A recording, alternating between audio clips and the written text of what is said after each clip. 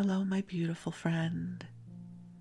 I am Laurel Bleadon-Maffei with Illuminating Souls, welcoming you to this episode of Sleepy Bedtime Blessings, a podcast designed to help you rest, relax, and fall asleep, all while deepening in your connection with your beautiful team of angels who love you so.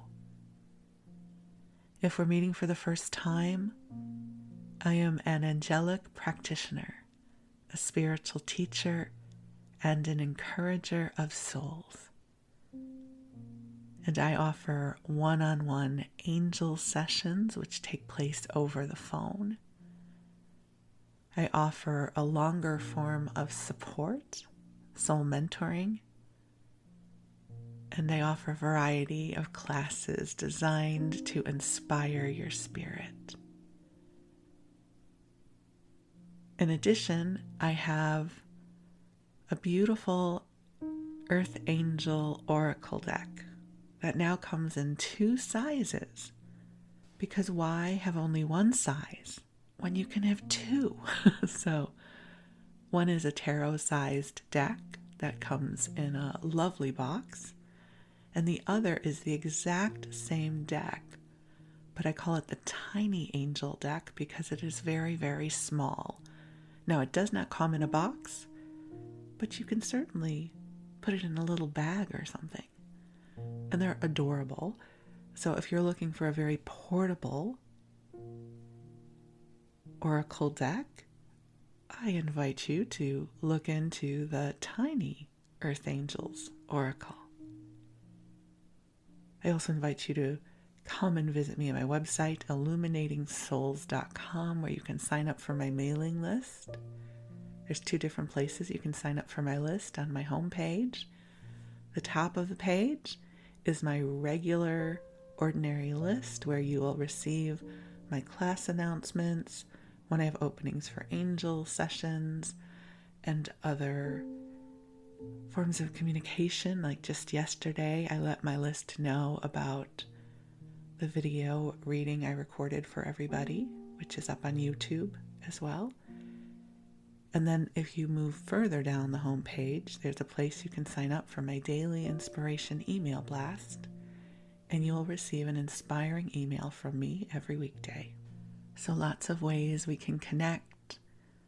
But for now, the angels and I are here to bring you comforting, soothing, loving energy and messages, and to keep you company as you drift off to sleep, or if you're one of our listeners who tunes in during your waking hours, then we'll keep you company as you go about your day. It is my honor and blessing to be here with you right now. So I invite you to take a nice deep breath in and let it out. As the angels join us here, there's a phrase that I say quite often when I am coming into my opening prayer. I always pray right before a session or a class, and I pray out loud because there's something so powerful about receiving prayer.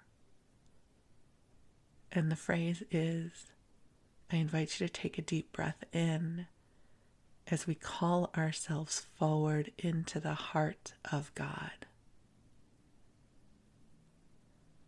And that invitation, it always deepens something for me. Like I invite you to take a nice deep breath in as we call ourselves forward into the heart of God. And perhaps the comfort of that phrase can be directly correlated to each of our individual experiences of God. My experience of God is divine love, divine creation energy. It is home. It is vast. It is compassion. It is all encompassing. So when I invite myself forward into the heart of God, I am comforted. I am held. There is always enough space for everything that I am, the vastness of my consciousness and my experience. Across the timeline of this incarnation and every incarnation, every experience my greater soul has ever had and will ever have.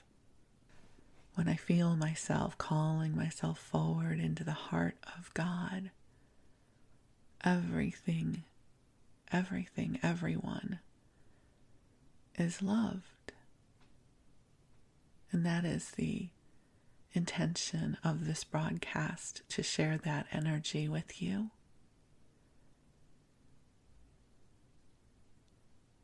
So I invite you to take a nice deep breath in.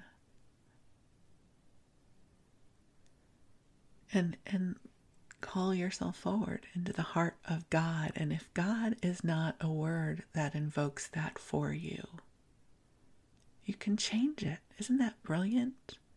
You can change a prayer to fit you. So it might be for you that you call yourself forward into the heart of divine love. You call yourself forward into the heart of a loving universe. You call yourself forward into the goodness of life.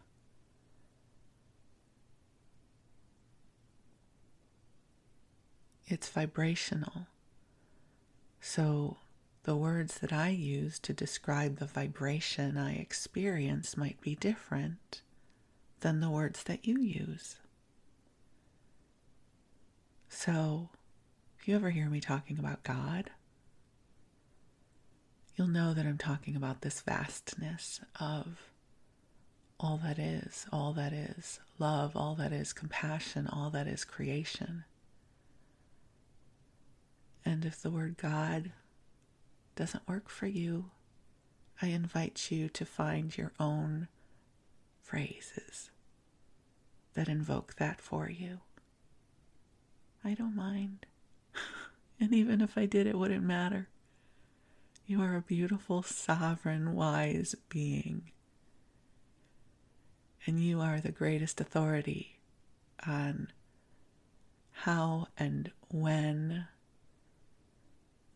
you feel deeply connected with the greater expanse of goodness in this universe. So take a nice deep breath in and just release. And that's an optional thing too. You're going to breathe anyways, so you don't have to breathe when I invite you to breathe. You can be a rebel and say, I'm not going to.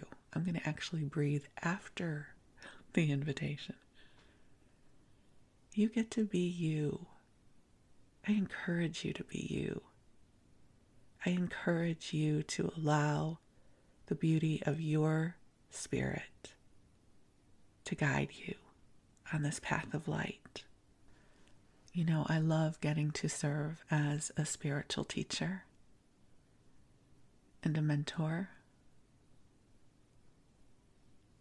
I'm happy to share with you what I have learned and the tools that have served me over the years.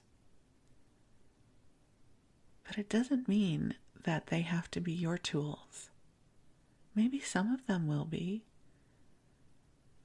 But to take what resonates and just leave the rest. There is not a one-size-fits-all.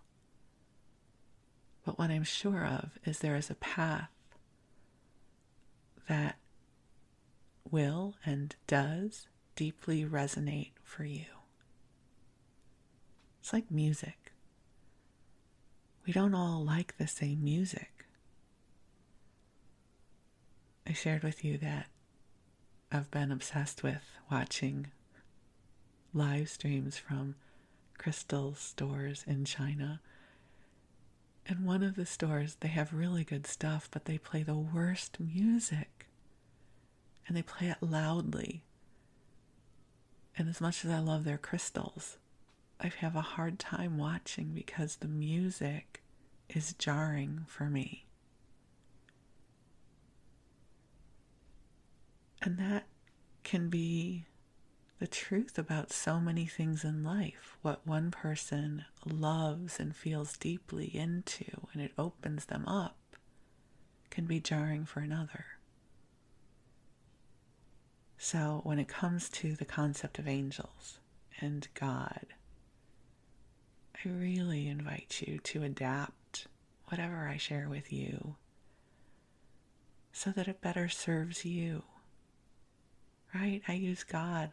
I love the word, the concept of God. It works for me. And I know for some people, it starts shutting them down because the concept of God has been so badly abused. So, you attune to the words, the concepts, the phrases that best connect you to the wellspring of goodness, of love, of compassion that is here for you. I call them the angels, the divine ones. And the beautiful thing is that the longer I work with the angels, the more I recognize and understand that as a human being, I might feel separate from them. But as a greater soul, I am part of the same tapestry of love that they are, that we are. We are just different expressions of the same light. Like we're all drops of the ocean that is the ocean. So the more that I work with the angels, the more that I connect with the heart of God, the more inclusive it feels that I am not separate from that. I am that of which I am born. I am that of which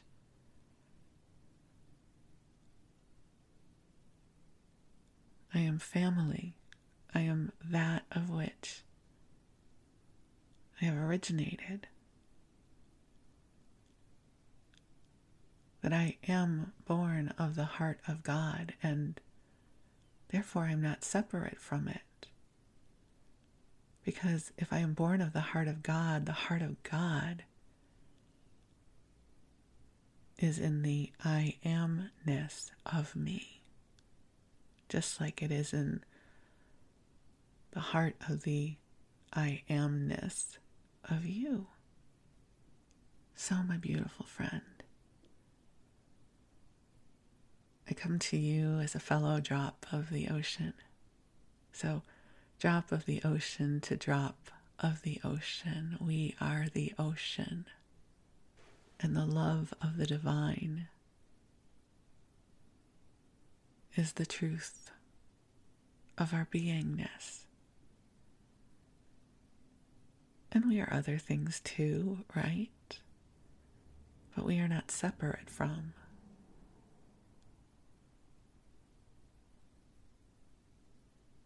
That the whole universe, the whole world,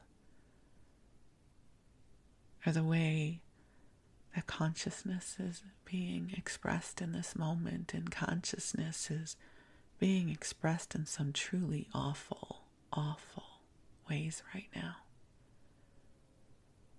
But in the wee hours of a Friday morning, there is absolutely nothing I can do about that. But I can invite you, my beautiful, sweet friend, into the heart of God, of light, of love with me. We can come into the blanket fort that is Sleepy Bedtime Blessings together and bathe in the love and in the goodness and allow our energy fields to be cleared through this beautiful heart of God so that we can return to the center of light. That is the truth of all that we are. So the angels are already here, but I am going to say a prayer. I'm going to invite them in so that you know they are here as well. So beautiful angels on high, I rejoice in this opportunity to come together with you, especially for the opportunity to shine love upon our beautiful friends, those listening to this message. Angels, I ask that you bring them comfort. I ask that you bring to them healing and love. I ask that you lift from them anything that feels far too heavy to carry right now. And angels, I ask that you bring forward sweet light, that you bring forward energy that is compatible with a good expanse of sleep. Help our bodies to relax. Help our nervous systems to calm down so that we can get a good expanse of rest. Dear ones, I have shared this vision with you before, but the vision that I get when I ask for this is a beautiful, enormous sphere of pink light that is big enough to embody you and the room you are in and all that you love and all that loves you, so that in a way we are in a beautiful bubble of healing, loving, divine light. You can think of this perhaps as an angelic buffer. And this buffer can travel with you wherever you go. Whether it is places you go in consciousness, in your dreams, or even when you are navigating in the physical world. That you travel with the buffer of love and light.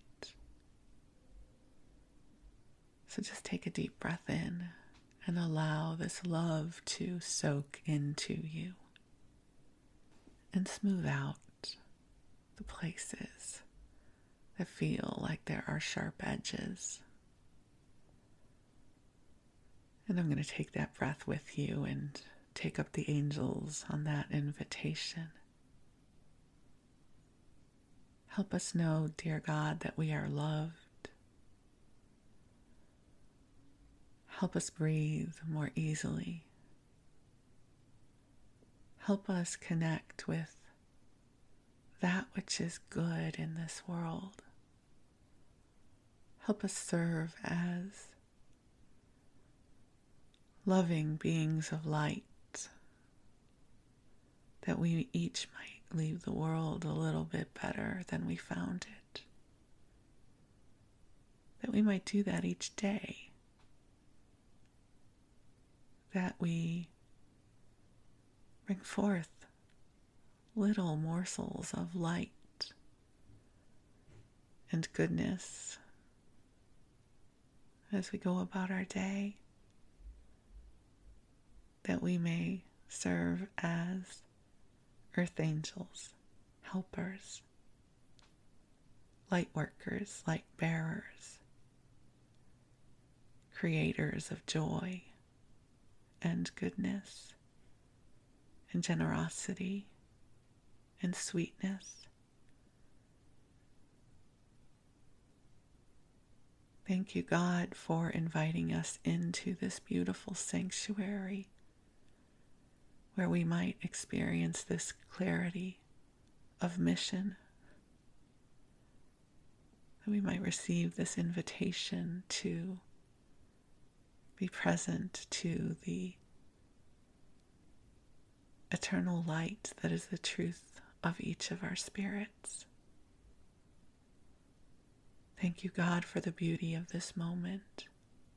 Thank you, God, for those that are listening with me right now, wherever they are in time and space, that we are gathered together because wherever two or more are gathered in the name of the divine, the energy field is amplified and miracles are possible. So, dear ones, I just invite you to take another deep breath in. And if you have any prayers or intentions that you wish to share with God and the angels, I invite you to bring them into your heart now.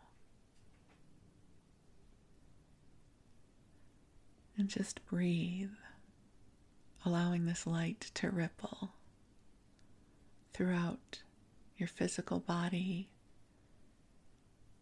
your emotional and energetic and mental bodies as well. So I invite you to cozy on up and snuggle on in. And if you are in bed and looking forward to sleep, I invite you to drift off. I'll be here with you. I'll be sharing some stories and some rambles with you, but nothing so important that you have to stay alert. I'm just going to be a loving, rambling companion as you drift off into the great mystery of sleep. So you rest well, and while you rest, I'm going to tell you some stories. So for story time, even as I was plugging in the microphone and getting ready to record, I really wasn't sure what this was going to be about because I don't have a lot of energy right now. It's early morning, and so I didn't want to read something to you because that takes a different kind of focus. I wanted to just ramble to you. I wasn't sure what I could ramble about for the next 40 minutes. And then it came to me, you know what I could ramble about is I could describe my office to you. I'll tell you what brought that forward. My office right now is rather cluttered. Wes and I live in a rather small house, and we have lots of stuff that we love. And so stuff winds up in plastic tubs that we stack on other plastic tubs, and things get crowded. But if you watch my videos or you take classes with me, you would not know about this crowding because what is in the view of the camera is not cluttered. And I was looking around my office being kind of judgy at 5 o'clock this morning. And I thought, how many of us live in two small places that are filled with a lot of stuff? And when I say a lot of stuff, it's not that I'm hoarding, not that there is any judgment on hoarding if that is your experience of your space. But I wind up losing my perspective on what can get thrown out and when. For instance, how many of you have lots of Post-it notes? I mean, Post-it notes, what a brilliant invention. It's a piece of paper that is slightly sticky, but not so sticky that it destroys other things. It is only temporarily sticky. And then you can remove it and throw it away, which works great if you follow through on that cycle. But inevitably, I wind up with, 5 or 6 Post-it notes with random things written on it that I haven't yet thrown out. So one Post-it note, and it is a very lovely shade of light purple, because if I'm going to use a Post-it note, it will be a color that I love. I wrote a few notes about my last podcast episode. So it just says podcast about crystals, as if I would forget that I wanted to record an episode where I talked to you about crystal TikTok, which is the last episode. If you didn't hear that already, it's delightful. I highly recommend listening. And then the other thing I wrote down is self-love and divine love, because that's what I talked about in the first part of that episode. And listen, we're 200 episodes into the podcast, so you know that just about every episode I talk about some form of divine love. So that I was talking about self-love and divine love is not a ginormous revelation.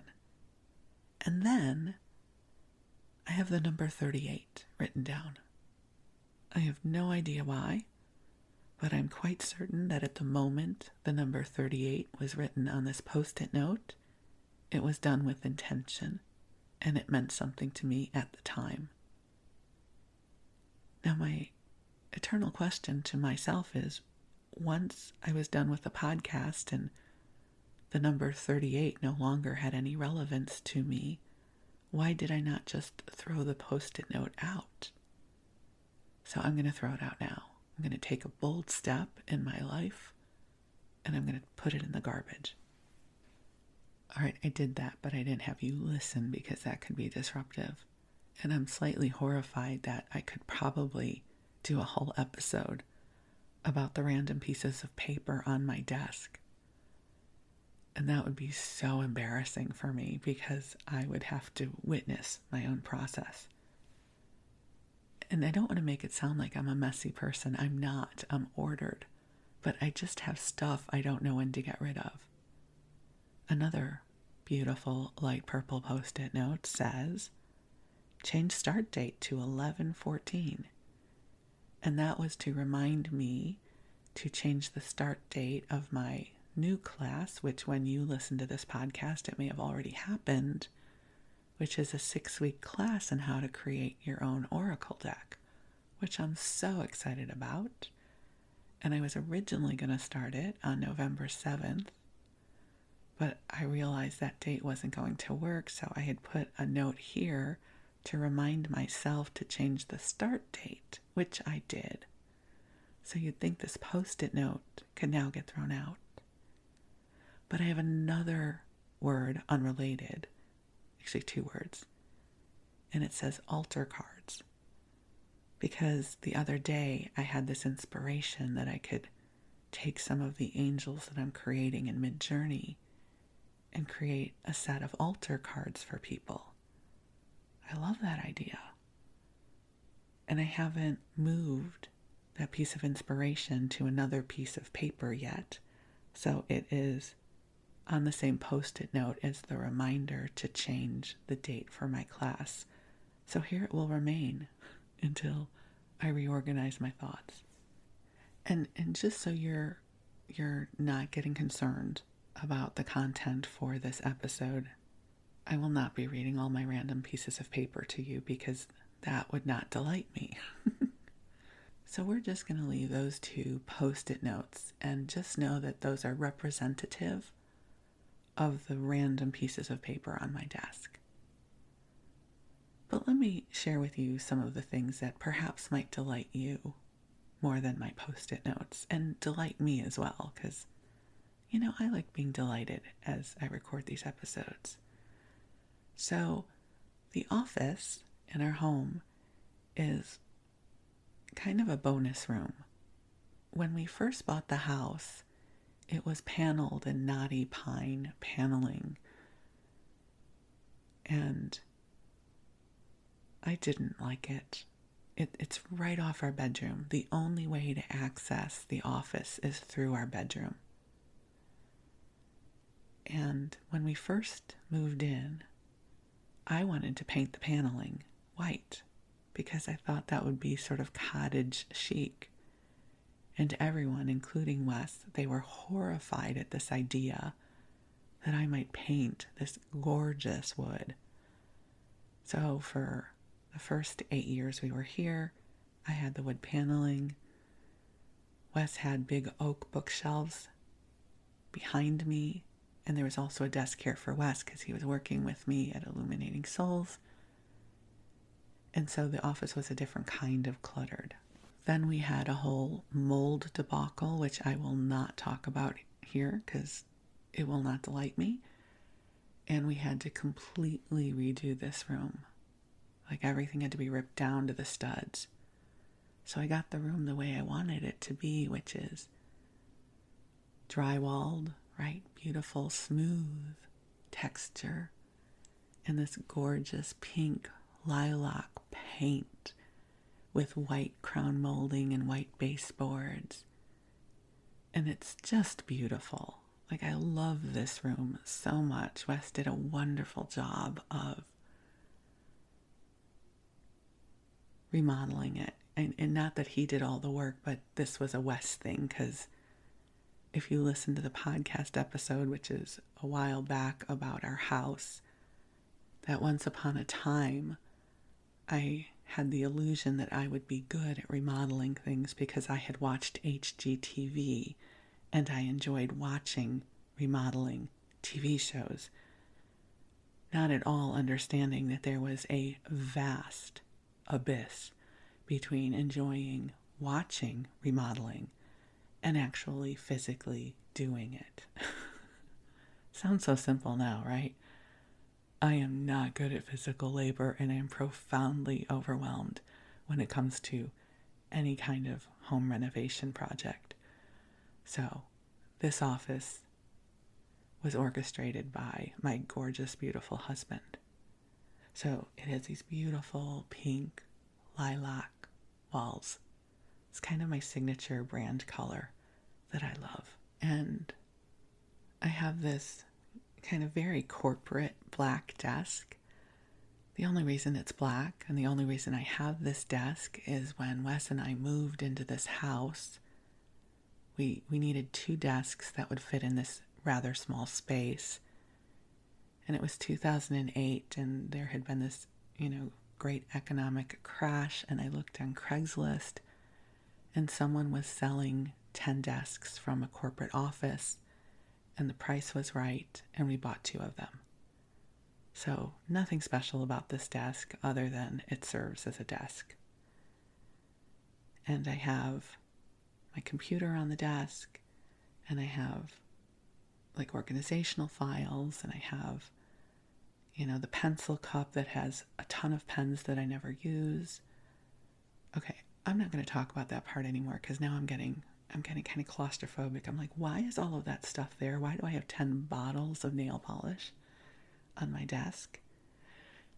When you're on social media and someone posts a picture of their workspace and it is white, and maybe they've got the Mac in the corner with a really cute coffee cup and maybe a single peony in a vase.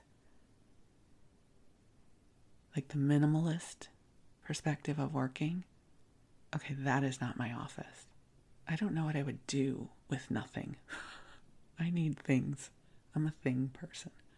Okay, so in front of my desk is a window, and the window looks out into our side yard, and there's a redwood fence, and then my neighbor's yard is beyond the fence. So I can't really see into my neighbor's yard, but he's an avid gardener. So there's all kinds of greenery that I see above the fence line. And there are squirrels that run back and forth on the fence, and blue jays and birds, and so it's lovely. As I work, I look out and I see a lot of beauty and a little bit of nature, and it delights me. Okay, as we pan clockwise, in the wall in front of me, sort of in the front of me, it's actually over to the right a little bit, I have 2 pieces of paper and a Post-it note. Of course I have a Post-it note. But the piece of paper that has been up on the wall for several years now is a page from a book I started designing. I bet you didn't know I started designing a book. I did. It has a lot of different inspiring messages that I've written over the years. And I would say I got 80% of the way done with it, and then I get overwhelmed. And if I get too overwhelmed with a project, I leave it in the dust. But now that I'm talking to you about it, I should probably just publish it on KDP, which is Kindle's publishing arm. But it's this, appropriately, it's this message. So this is what the message says. Perhaps it is appropriate for you right now as well. It says, if you feel like giving up and throwing in the towel, please hang in there. Life is not always easy, and some days take more courage than others. Beyond this moment is a brighter path. There is laughter. There is sunshine. There is inspiration. So please, find your strength to get through this passage. The universe has a way of sorting things out. Release this moment into the waiting arms of your angels. They will help you to walk through this with more faith and grace. A rather appropriate message for where we are, and that has lived scotch taped up to my office wall for years now. And regarding the book, what happens is I got really overwhelmed with InDesign, Adobe's InDesign. I have not been able to figure that program out, and I thought I figured it out, and the file got all messed up, and I gave up. So maybe I'll have another go at it. Maybe I'll do it in Canva or something. I don't know, but it's almost all done. The other piece of paper that is scotch taped to my wall is the information for the service that I use to record my one-on-one sessions. So the phone number is there along with my access code, which you think I would have memorized after all of this time, because I have been using this service since 2009. But my mind is not great at retaining numbers. So it's up there if I need it. Then the post-it note is for a Zoom phone number that I can also use because the service that I used for a while to record my one-on-one sessions stopped working. So I got a second service through Zoom that I still haven't canceled. I'm paying $10 a month for that because I'm worried at some point the other service that I use will go away. Okay, but none of this is delightful still. So let's get to something that might be more delightful for both of us. I can't tell you about how crowded this little corner of space is. Oh my gosh, I thought this would be delightful. It's kind of stressing me out now. But don't get stressed because it's my mess, not yours. So there's a little sliver of space between my desk and the bookshelf that is against the side wall. And that little space is where like old cords are, right? You know how we all have so many cords. So it's where the power strip is, it's where the Wi-Fi is, and some pieces of artwork are just lined up against the wall because I don't know what else to do with them. Okay, that part does not delight me at all. In the corner, though, between the bookshelf and the wall, we've kind of placed a big, huge rain stick that's like a big log that we really don't have anywhere else to put, that we bought. Wes and I bought it when we went to the INATS, which is the maybe we didn't buy it there. We bought somewhere at some metaphysical show, and it was reduced because there's a hole somewhere in it, and rain sticks have beans in them, and that's how they make the noise. The beans go through the hollowed out center of the log. So whenever we move it, we always find a bean or two. So we have a leaky rain stick that is there. And then we get to my bookshelf, and perhaps it will delight me more to tell you about my bookshelf. So back in the 90s. Do you remember the 90s? Good times. Shabby chic was a thing. I loved shabby chic. Slip-covered sofas, painted wood, flowers, like shabby chic. I loved. And at the time, at the economic level in which I was living, I was not really in a place to buy custom furniture. I would buy IKEA furniture, which wasn't really IKEA furniture at the time, because I don't know that IKEA was an enormous thing back then, but there was a place called Plumbers in Los Angeles where you could buy those kind of particle board bookshelves that you would put together yourself. Now you might get them at Office Depot or something. And so that would be my bookshelf, which is fine because that's what anybody had, right? We all had those in our house. But I really wanted a nice bookshelf. And there was a furniture store on, I think it was Fairfax and south of Pico. I think that's where it was.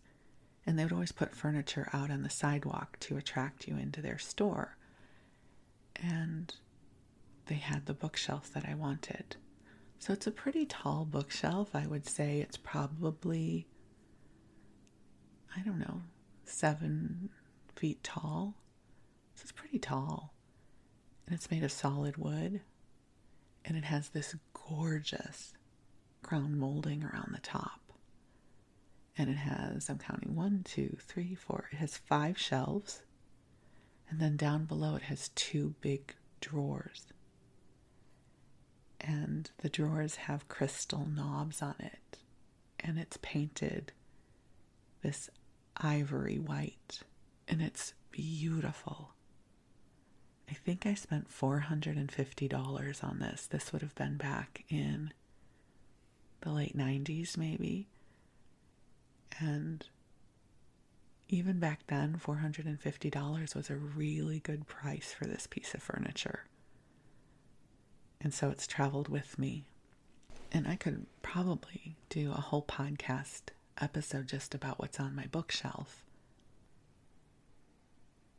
And even in the place in my consciousness where I catalog different podcast ideas, one of my ideas at some point is to do an episode about all of the books that are on my bookshelf that I have not yet read, that I have owned for years.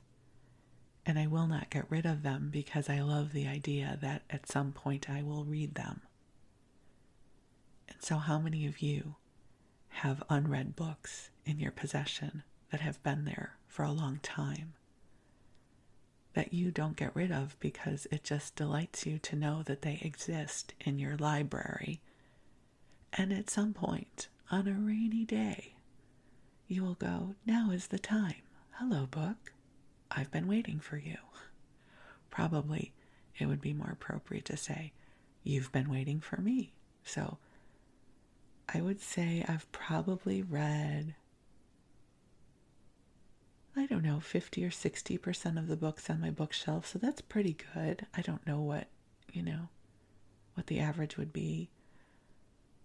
I also have pictures. So I do have all of Doreen Virtue's books still on my bookshelf because they were so profoundly meaningful to me that even though she's done a 180 in her spiritual beliefs and she has recalled all of her old content, I still have it on my bookshelf because those books were so important to me at one point.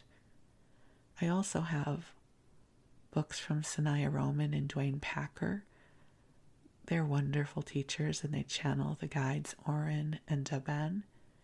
And they have a wonderful book called Opening to Channel. So if you're ever interested in learning more about channeling,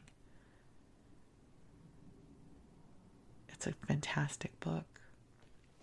And I really could do a whole episode about my bookshelf. Not that I think you would be riveted by it, but it is a sleep podcast, so the bar is pretty low about my needing to keep you entertained. So maybe that'll be a different podcast, but I will just say on the other side of the same shelf as the Doreen Virtue and the Sanaya Roman and Dwayne Packer books, I have Sark books.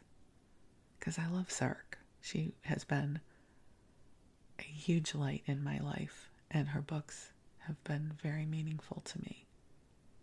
So, lots more books, and perhaps I will not be sharing those with you right now because that will be a podcast for another day. Then next to the bookshelf, I have tubs of yarn, which if you listened to my crafting episodes, you will know that I developed a little bit of a yarn obsession, and I discovered that in the crafting community, people had stashes of yarn so that you had plenty of yarn to do random projects. And so in the end of 2020 and the beginning of 2021, when we were going through this thing you might remember called the pandemic, and I had just recently had bariatric surgery, and my transfer addiction from food went to yarn, I got a lot of yarn.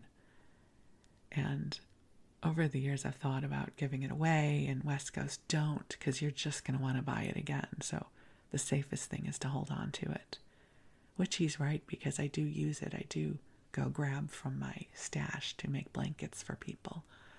So I've got a lot of yarn that typically stays out of the view of the camera. I also have some file boxes. I still have a tower of CDs. I'm like Wilma Flintstone over here. Do you still have all of your CDs? Like, I haven't done anything with them. I know back in the day the thing was to rip them to iTunes, but I never wanted to do that. Why would I do that? I have the CD. Why did I need to transfer it to another form? And I don't listen to music enough to make it worthwhile for me to pay for any of the streaming music services. So I do listen every once in a while to whatever I get with my Amazon Prime membership that I pay for anyways. And I've thought about kind of getting rid of the CDs, but why? I already paid for them or got them for free when I worked in the music industry. So they're just sitting in a tower, a big tall tower. And next to the tower is that beautiful big entertainment center that you see behind me in my videos. I love this piece of furniture. I had a similar piece of furniture that I loved even more when I lived in Los Angeles, a big pine entertainment center that I purchased used off of Craigslist. But when I moved, I donated it to the Jewish thrift store because Wes had already purchased this one. So this one already existed in our home in Northern California because we had my apartment in Los Angeles as well as this house for a while in Vallejo. So I love this piece of furniture that you see behind me, and I am a little concerned that through the side window it looks a little cluttered. There's a little side window, which in the past would be where all the stereo equipment would be when we called it stereo equipment. And then it's crazy. Now I can buy this little speaker and it sounds better than any stereo I had in the 90s. But I keep all of my file folders and paper and more pens than I could ever use in a lifetime. And I'm just wondering, do you have too many pens as well? It's like whenever I see pens show up on Amazon, it's like the algorithm says, today's a good day to sell Laurel some more pens. I'm like, yes, I need pens. I never need pens, just so we're clear. I have more than enough pens. And because I'm a weird person, I can never find a pen that writes in black ink, because why would you write in black ink when you could write in purple? So many of my pens are of colors other than black, because I think I only might have one or two pens that write in black. Because why? Why would you do that? And so in the entertainment center behind me, where the television used to go, is now my printer. And Wes, God bless his heart, he's very similar to the way my father was, which is if you need a piece of equipment or an instrument of some kind, a power tool, whatever it is, you get the best the first time so that you don't buy it over and over again. So where I would have been satisfied with a little inkjet printer, Wes said, no, I'm getting you a color laser printer. And he was right. It's a great printer. It prints quickly and beautifully. So behind the closed doors is my beautiful color laser printer, as well as on the sides of the printer are stacked several dozen oracle decks that I never use. Because if any of you love oracle decks, you know that you can't just have one. You need all of them, or many of them. So there are many oracle decks back there that I don't use. And as you will see again, if you watch my videos, there is a file cabinet next to the entertainment center. And on top of the entertainment center is sort of an altar where there are photos that I love and tchotchkes, great Yiddish word, such a great word. You know, beautiful things that are spiritually related, that I adore. And there is a picture, if you've ever noticed in my videos, if you see the white dog, that's my dog Tessa. Her full name is Tessa Bobessa. Of course it is, right? Tessa Bobessa Bleadon. And that is the dog I talk about in the episode of Unexpected Family when I lived with my cousin Susie Bleadon. We both got dogs, and I got Tessa, who is a Samoyed. I had grown up with Samoyeds, and so I adopted her when she was 4 years old. And that's a picture. We had hired a photographer to take pictures of Tessa and Mike. Mike was Susie's dog. And that's a picture of Tessa drinking out of the water fountain at the park off of Pico near 20th Century Fox. Rancho Park, right? I think that's called. So Tessa forever lives on my desk, as does a very sweet picture of Wes and I from our wedding that delights me. So things that delight me are on top of the entertainment center. And then out of view, next to the file cabinet, I have 2 portable batteries. So if the power goes out, we can plug in our phones because we live in earthquake country. And also, every once in a while, our power provider, PG&E, especially during really hot weather when it might be fire season, they'll turn off the power to avoid fires. So we have 2 little jackeries in the corner there that you can't really see.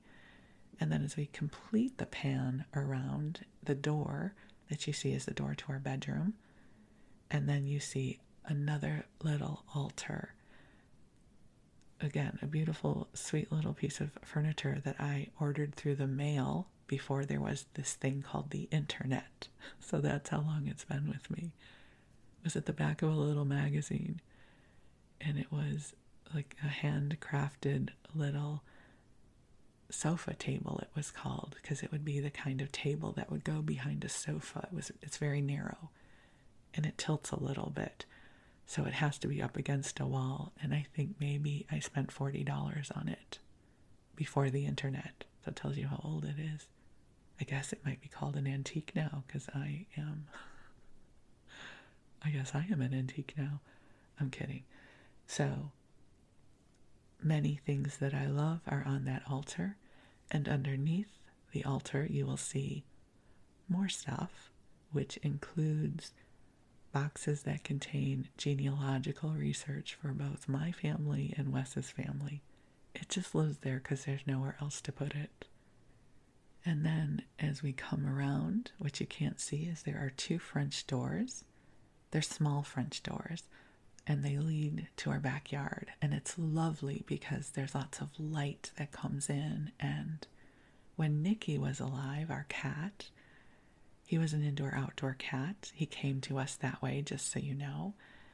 Before you get mad at me for having an indoor-outdoor cat, Nikki was that before he adopted us. And so Nikki would just sit outside of the doors and stare at me. Like, you gonna open the door or what? And I would have to pause my call and say, hold on just a second, I need to open the door for the cat. So my friend Helen will remember that, because inevitably whenever I was having a session with her, Nikki would show up and want to come inside. And so outside is, this time of year especially, it's beautiful because there's lots of green in our backyard. And then as you complete the circuit of the office, there are a few more tubs of yarn and blankets that I have created, another smaller filing cabinet with some files on top of it, and that brings me back to where I am right now, which is sitting at my desk. So I've given you a little 360 of my office, which I do not expect you to find riveting. It's just, when I went to record this episode this morning, I had nothing. It was like, I got nothing. I need to record an episode. And I knew I was not in the mind space to flip through an old magazine or read to you, because I think I've shared with you before that sometimes, depending on the headspace I'm in, these rambling kinds of episodes are the easiest ones for me to record, because they flow. Versus if I'm reading through a magazine, I'm flipping through pages, I'm sort of editing in my head as I go, and this is just rambling. And I really don't hold the bar very high for myself for this to be interesting, because my hope is you're asleep. I mean, if you're asleep, what does it matter that I talked to you about what's in my entertainment center behind me, and that I have a color laser printer versus an inkjet, and how that came to pass? It doesn't really matter. And, again, if we were having lunch as friends, I would not remotely expect you to be interested in what I just shared with you. But it allowed me to fill the past 40 minutes so that you would have a soothing, loving, rambling companion as you drift off to sleep. And that is the genius of a sleep podcast. So there you go. That is what is in my office with me right now, just some of it. Again, maybe I'll do a whole episode just about my bookshelf and talk to you about the books that are there and why, and have I read them? Or do I hope to read them someday? I mean, I have books about watercolor. I don't watercolor. I have watercolors in the garage somewhere, and at some point in my life, I dreamed of being a person who would watercolor.